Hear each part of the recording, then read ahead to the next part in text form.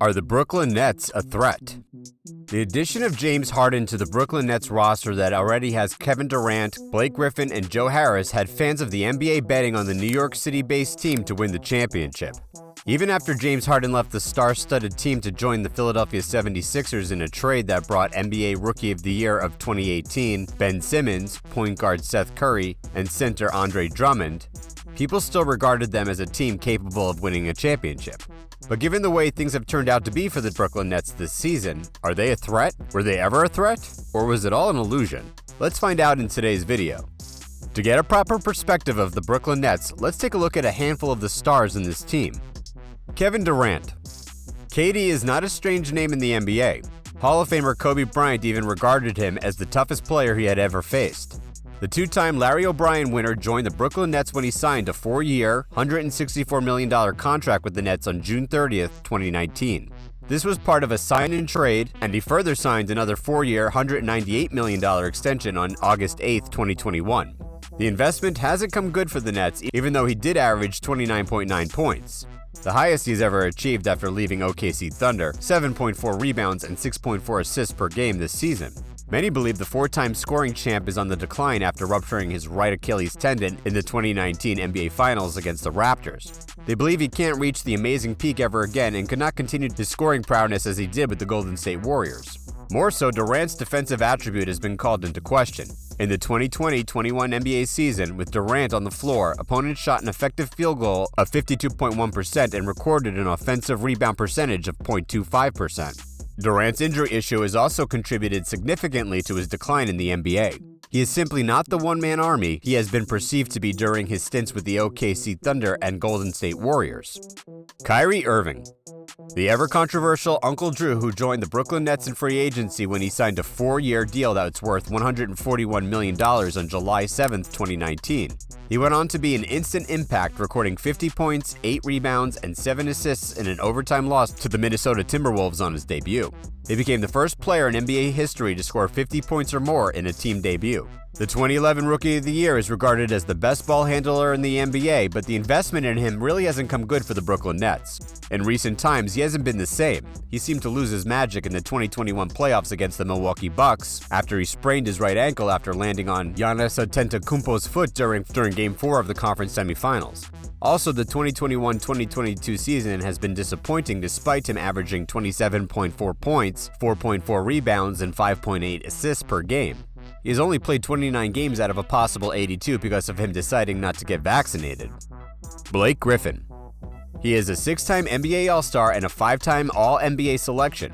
The power forward was a dominant figure in the NBA and in 2011 was called one of the NBA's 15 greatest rookies of all time, according to Sports Illustrated. The former Clippers star signed for the Brooklyn Nets on March 8, 2021 and re-signed a 1-year deal and re-signed on a 1-year, $2,641,691 contract.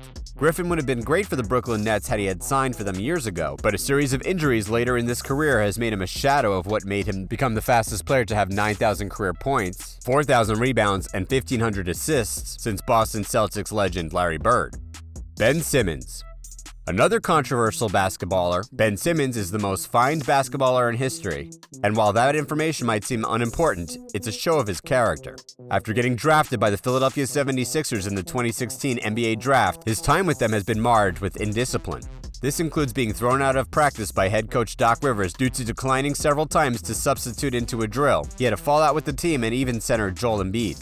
He later got traded to the Brooklyn Nets along with Andre Drummond, Seth Curry, and 2 future first-round picks in exchange for James Harden and Paul Millsap. Ben Simmons' attitude and character have often been called into question, but his ability speaks for itself, having been named the NBA Rookie of the Year in 2018 and was selected 3 times to the NBA All-Star Game.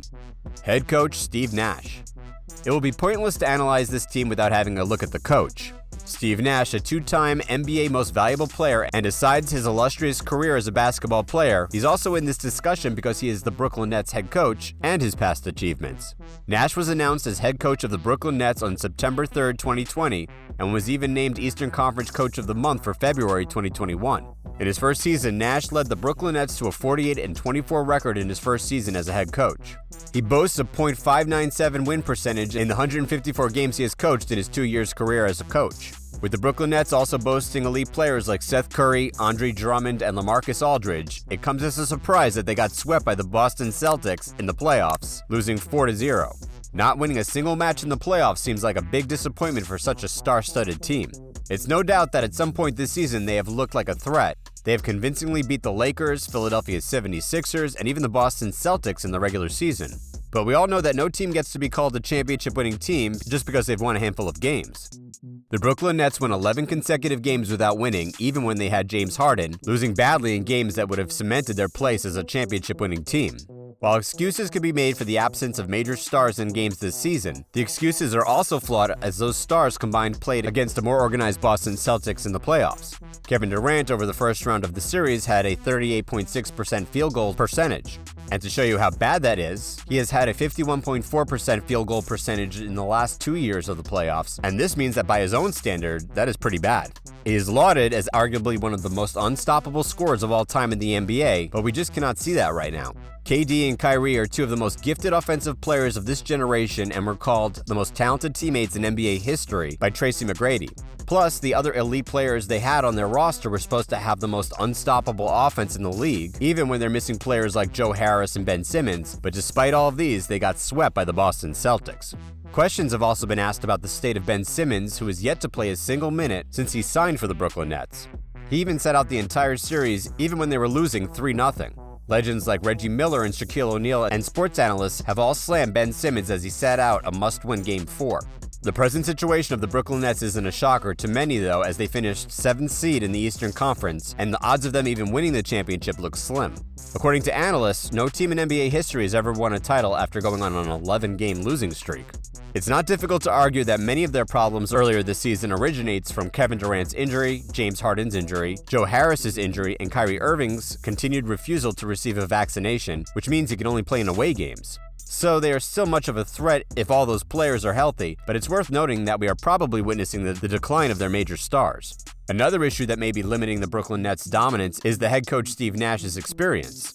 Handling a super team is no joke for a rookie coach in the NBA league, as egos of star players often collide with the coach. But he can't shoulder all the blame, as he has been helpless this season. Steve Nash has tried nearly 45 different starting lineups this season due to the state of his rosters. Kyrie Irving didn't become a full-time Net until late March due to the New York City vaccination degree. James Harden asked to be traded to the Philadelphia 76ers a few months before the playoffs. Ben Simmons has not played a single minute on the court since the Nets acquired him as the headliner of the Harden trade surrender. Sharpshooter Joe Harris was limited to 14 games this season before undergoing season-ending ankle surgery in March. And let us not forget Kevin Durant's 21-game absence after a mid-January knee sprain, so it would be harsh to disregard Steve Nash's impact on the Brooklyn Nets team. Even star forward Kevin Durant said that he thought Nash had done his job perfectly, and he's handled it the best as he could, saying, "I think he's done a great job. The last 2 years, he's been dealt a wild hand. Injuries, trades, disgruntled players, guys in and out of the lineup, and stuff that he can't control. It's his first real opportunity as a coach. I think he's handling it all perfectly, to be honest." So, with the Brooklyn Nets' abysmal performance this season, do they look like a threat? Are we witnessing the decline of their star players? Or do you think they'll come back strong next season? Let us know in the comments section. We hope you've enjoyed this video, and if you did, remember to like it, share it, and subscribe to our channel so you don't miss the latest NBA scoop. See you next time.